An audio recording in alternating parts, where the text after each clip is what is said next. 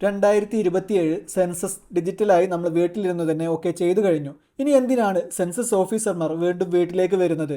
ഓൺലൈനിൽ വിവരങ്ങൾ നൽകിയ നമ്മൾ വീണ്ടും അവർക്ക് വിവരങ്ങൾ നൽകേണ്ടതുണ്ടോ? ഇങ്ങനെയൊരു സംശയം നമ്മളിൽ പലർക്കും കാണും. സോഷ്യൽ മീഡിയയിലും ഇപ്പോൾ വലിയ ചർച്ചയാണിത്.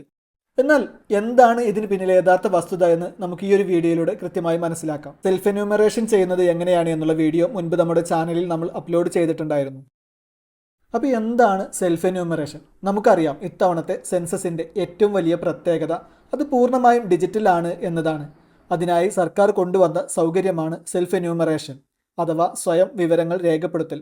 നമ്മുടെ മൊബൈൽ നമ്പറും ആധാറും ഉപയോഗിച്ച് ലോഗിൻ ചെയ്ത് നമ്മുടെ കുടുംബത്തിലെ അംഗങ്ങളുടെ വിവരങ്ങൾ നമുക്ക് തന്നെ ഓൺലൈനായി അപ്ലോഡ് ചെയ്യാം. ഇത് വളരെ എളുപ്പമുള്ളൊരു കാര്യമാണ്.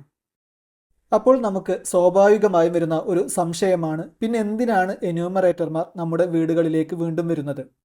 സെൽഫ് എന്യൂമറേഷൻ ചെയ്ത് കഴിഞ്ഞവരുടെ വീടുകളിലേക്ക് എന്യൂമറേറ്റർമാർ വരുന്നതിന് കൃത്യമായ 4 കാരണങ്ങളുണ്ട്. ഒന്നാമത്തേത് റഫറൻസ് നമ്പർ വെരിഫിക്കേഷൻ. നിങ്ങൾ ഓൺലൈനായി സെൽഫ് എന്യൂമറേഷൻ പൂർത്തിയാക്കുന്ന സമയത്ത് നിങ്ങൾക്ക് മൊബൈലിൽ ഒരു SCID ലഭിച്ചിട്ടുണ്ടായിരിക്കും. നിങ്ങളുടെ വീട്ടിൽ വരുന്ന ഉദ്യോഗസ്ഥർ ഈ ഒരു കോഡ് നിങ്ങളോട് ആവശ്യപ്പെടും.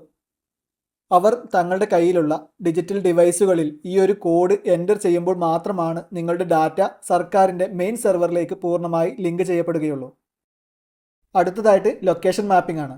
നമ്മൾ വീട്ടിലിരുന്ന് ഡാറ്റ സബ്മിറ്റ് ചെയ്താലും ഗവൺമെൻറ് റെക്കോർഡുകൾ പ്രകാരം നമ്മുടെ വീട് ഏത് വാർഡിലാണ്, ഏത് ബ്ലോക്കിലാണ് എന്ന് കൃത്യമായി അടയാളപ്പെടുത്താൻ ഉദ്യോഗസ്ഥർ നേരിട്ട് വീടുകളിൽ വരണം.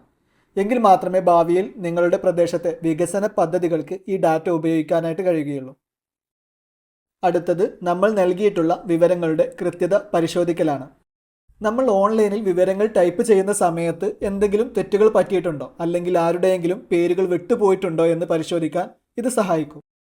അടുത്തത് വ്യാജ വിവരങ്ങൾ തടയുന്നതിന് വേണ്ടി സുരക്ഷാ കാരണങ്ങളാൽ തെറ്റായ വിവരങ്ങളോ വ്യാജ അക്കൗണ്ടുകളോ അല്ല വിവരങ്ങൾ നൽകിയതെന്ന് ഉറപ്പാക്കാൻ നേരിട്ടുള്ള ഈ ഒരു വെരിഫിക്കേഷൻ അത്യാവശ്യമാണ്. അപ്പോൾ പ്രധാനമായും ഈ 4 കാരണങ്ങൾക്ക് വേണ്ടിയാണ് സെൽഫ് എന്യൂമറേഷൻ ചെയ്തവരുടെ വീടുകളിലും എന്യൂമറേറ്റർമാർ സന്ദർശനം നടത്തുന്നത്. അപ്പോൾ സെൽഫ് എന്യൂമറേഷൻ ചെയ്തിട്ടുള്ള ആളുകളുടെ വീടുകളും എന്തിനാണ് എന്യൂമറേറ്റർമാർ സന്ദർശിക്കുന്നത് എന്നുള്ളത് നമുക്ക് മനസ്സിലായിട്ടുണ്ടാവും. അപ്പോൾ ഇനി നമ്മൾ എന്താണ് ചെയ്യേണ്ടത് എന്നുള്ളതാണ് അടുത്ത ക്വസ്റ്റ്യൻ.